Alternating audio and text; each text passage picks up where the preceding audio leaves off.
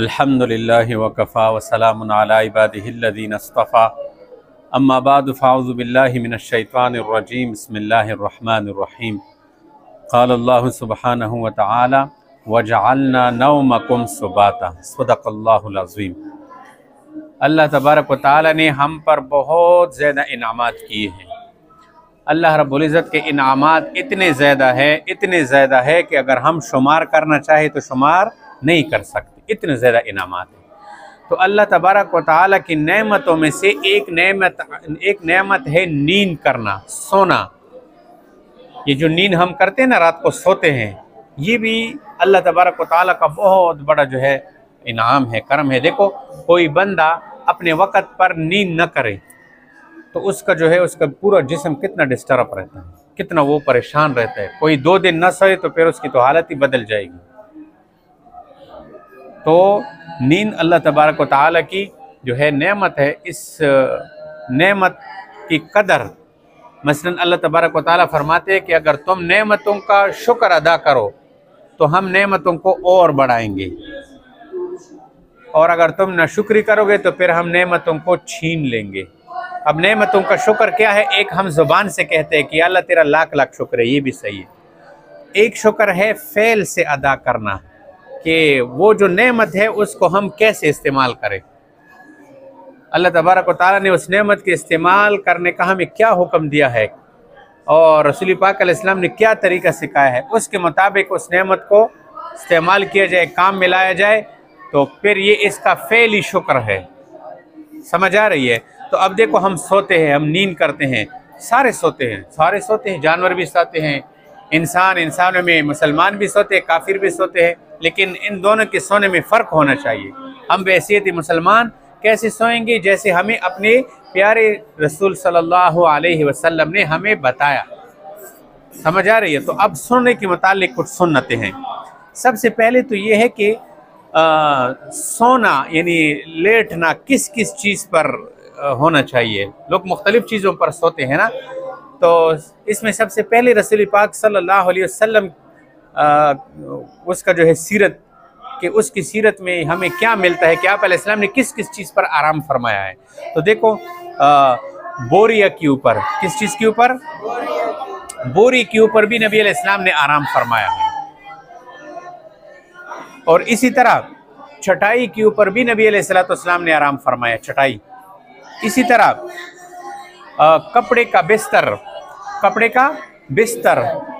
कपड़े से बिस्तर बनाया, इसके ऊपर भी नबी अलैहिस्सलाम ने आराम फरमाया है। समझ आ रही है? इसी तरह ज़मीन के ऊपर, खाली ज़मीन के ऊपर, इस पर भी आप अलैहिस्सलाम ने आराम फरमाया, खाली ज़मीन। अच्छा, इसी तरह तख्त के ऊपर भी, जिसको हम अपनी ज़ुबान में डबल बेड कहें। समझ आ रही है? तख्त के ऊपर भी आप अलैहिस्सलाम ने आराम फरमाया। चारपाई के ऊपर भी नबी अलैहिस्सलाम ने आराम फरमाया।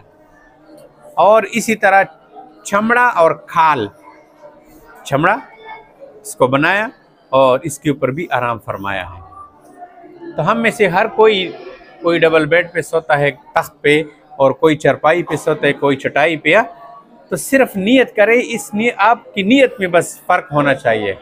आपकी नियत ये होनी चाहिए कि मैं चरपाई पे इसलिए सोता हूँ कि मेरे नबी अलैहिस्सलाम भी चरपाई पे आराम फरमा चुके हैं, आराम फरमाया करते थे। समझ आ रही है? अच्छा, ये जो हमारे कमर से लगने वाली चीज़ें हैं, ये ज़्यादा नरम नहीं होनी चाहिए। मसलन बाज़ दफ़ा फोम या जो नीचे हम तौलिया बिछाते हैं, ये इतनी नरम होती है ना कि आपको सुबह की नींद के लिए उठनी नहीं देती।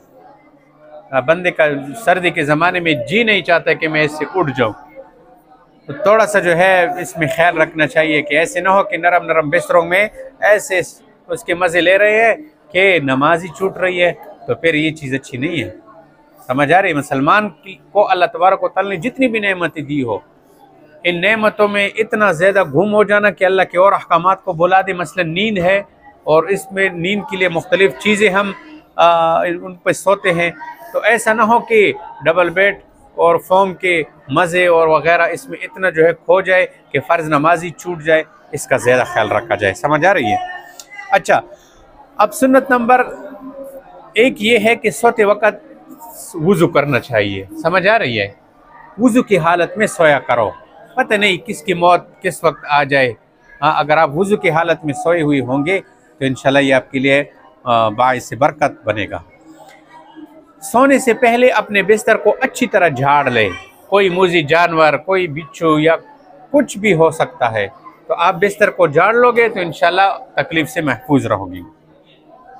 सोने से पहले बिस्मिल्लाह पढ़ती हुई कुछ काम पहले करने चाहिए। सोने से पहले ना बिस्मिल्लाह के साथ कुछ काम करने चाहिए। मसलन पहला काम क्या है कि घर के दरवाजे बंद करें सोते वक्त, अपने मेन गेट, दरवाजे, जिस कमरे में आप सो रहे हैं वो तमाम। तो जिस वक्त आप दरवाज़ा बंद कर रहे हो तो उस वक्त बिस्मिल्लाह के साथ बंद करना चाहिए। समझ आ गई बात की। इसी तरह जिन बर्तनों में खाने पीने की चीज़ें हो, समझ आ रही, जिन बर्तनों में खाने पीने की चीज़ें हो उनको अच्छी तरह ढांप दे। जिस वक्त उसके ऊपर कोई चीज़ रख रहे हो तो बिस्मिल्लाह इसके साथ जो है बिस्मिल्लाह के साथ ढांप लेना चाहिए। और इसी तरह सोने से पहले बिस्मिल्लाह के साथ लाइट बुझा देना। लाइट नहीं होनी चाहिए, समझ आ रही है। और इसी तरह आग वाली जितनी भी चीज़ें हैं उनको खसूसी तौर पर बंद किया जाए। अब देखो सर्दियाँ शुरू हो गई तो बाज़ लोग बेखबरी की वजह से सारी रात हीटर को ऑन कर देते हैं और उनकी जो है वो जो कूलिंग होती है, जो बू होता है ना, वो जमा हो जाती है, धमाका हो जाता है। यार घर के अंदर इतने बंदे झुलस गए, हाँ, इतने घर में जो है सिलेंडर क्या नाम है, गैस का धमाका हुआ और पूरा कमरा तबाह हुआ। उसमें माँ और बेटी और शोहर और ये सारे गए। ऐसे कई वाक़यात सुन ली। इस सुन्नत पर जो है अमल कर लेना चाहिए हमें, समझ आ रही है। तो जिन चीज़ों से आग लगने का ख़तरा हो तो उनको सोने से पहले बंद कर लेना चाहिए। अच्छा, सोने के ईशा की नमाज के बाद ये किस्से कहानियों के लिए बाज़ लोग इकट्ठे होते हैं, हुजरों में, बैठकों में, इधर उधर जमा, किस्से कहानियाँ सुनाते हैं। ये ममनू है। मोबाइल देखते हैं ममनू है, फिल्में देखते हो तो गुनाह है। समझ आ रही है। किताबों में लिखा है कि ईशा की नमाज के बाद फौरन सोना चाहिए। इसका फ़ायदा क्या होगा कि आप सुबह की नमाज के लिए इंशाल्लाह उठोगे, और अगर ज़्यादा आप अल्लाह वाले हो तो इंशाल्लाह आपके लिए तहज्जुद में उठना भी आसान हो जाएगा।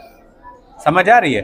तो जो लोग 1-1 बजे तक मोबाइल देखते हैं, 2-2 बजे तक बैठकों में और हुजरों में बैठ के गप्पे शप्पे लगाते हैं, वो सुबह की नमाज खाक थोड़ी पढ़ेंगे। जो है आजकल सारे नौजवानों की ये हालत हो गई है।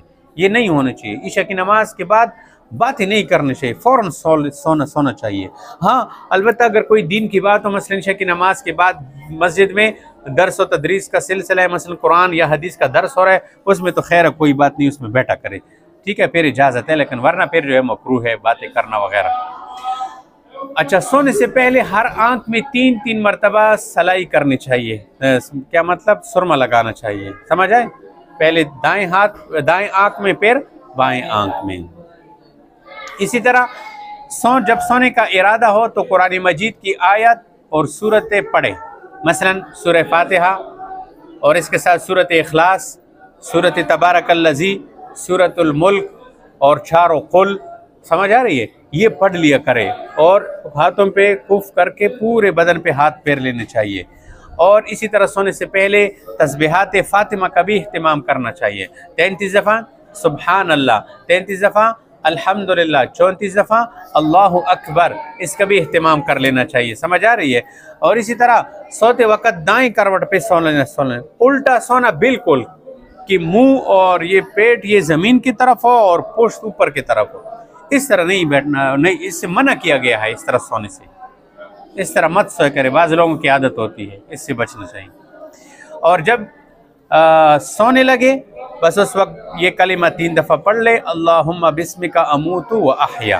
और इसी तरह 3 दफ़ा इस्तिग़फ़ार भी पढ़ ले, अस्तग़फ़िरुल्लाहल्लज़ी ला इलाहा इल्ला हुवल हय्युल क़य्यूम व अतूबु इलैह। और सबको माफ़ करके सोए कि अल्लाह आज मेरे साथ जिसने भी कुछ भी ज़्यादती की हो, या अल्लाह मैंने सबको आपकी रज़ा के लिए माफ़ कर दी, अल्लाह मुझे भी माफ़ कर दे। समझ आ गई? और अगर दौरानी नींद कोई डरवानी ख्वाब आ गई, समझ आ रही, इस तरह कोई बात नज़र आ जाए और आंखें खुल जाए तो फिर बाएं तरफ, दाएं नहीं, बाएं तरफ 3 दफ़ा तुत्कारे, औज़ु बिल्लाह पढ़े इसी तरह, और औज़ु बिल्लाहि मिनश शैतानिर रजीम ये पढ़ ले। समझ आ रही है? और फिर अपना साइड बदल ले। तो अब देखो, सोते तो हम सारे सोते हैं, लेकिन अगर ये इस तरीके से सोया जाए जिस तरीके पर हमें बताया गया और ये आमाल करके सो जाए, तो ये सोना भी हमारे लिए इबादत बनेगा। समझ आ रही है? तो अल्लाह तबारक व तआला से दुआ करते हैं कि अल्लाह पाक हम सबको नबी पाक सल्लल्लाहु अलैहि वसल्लम की सुन्नतों पर चलने की तौफीक अता फरमाए। व आखिर दवाना अल्हम्दुलिल्लाहि रब्बिल आलमीन। बस।